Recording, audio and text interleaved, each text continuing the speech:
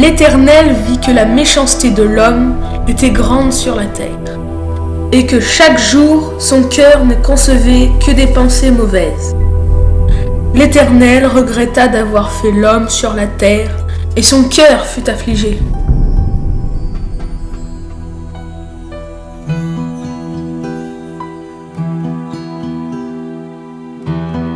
Est-ce possible que la méchanceté des hommes ait poussé Dieu à détruire sa propre création? Écoute, Dieu a dit clairement, « Il faut que je balaye de la terre les hommes que j'ai créés, et même les animaux grands ou petits, et les oiseaux. Je regrette de les avoir faits. » Mais c'est terrible, toute la création allait mourir. Non, un homme juste et intègre, parmi toute cette méchanceté, était aimé de Dieu. Aussi, ce dernier lui dit, « Comment bâtir? Mais bâtir quoi? Bah l'arche !» Tout à fait. Dieu demanda à Noé de construire un grand bateau appelé l'arche, car Dieu décida de submerger par de fortes pluies toute la terre afin de réaliser l'anéantissement total de sa création.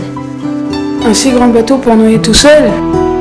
Non, puisque Dieu ordonna à Noé de rentrer dans l'arche avec sa femme, ses fils et ses belles-filles, et de faire rentrer aussi un couple de chaque espèce vivante, un mâle et une femelle, et de les conserver en vie avec lui.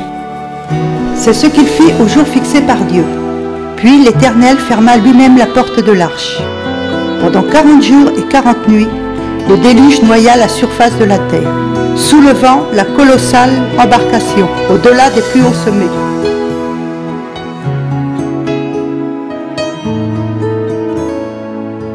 Les jours passant, les eaux se retirèrent, laissant à nouveau apparaître la cime des montagnes.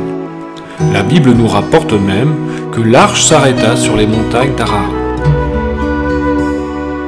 Une fois la terre sèche, Dieu bénit Noé ainsi que ses fils, et leur dit, « Soyez féconds, multipliez-vous, remplissez la terre. » Mais la bénédiction ne s'arrête pas là. Ah bon, mais dis-nous!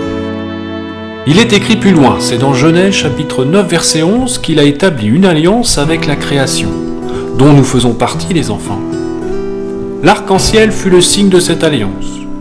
Dieu dit en son cœur qu'il ne détruirait plus cette terre par les eaux du déluge. Aussi, lorsque l'arc-en-ciel apparaît, souvenons-nous de cette alliance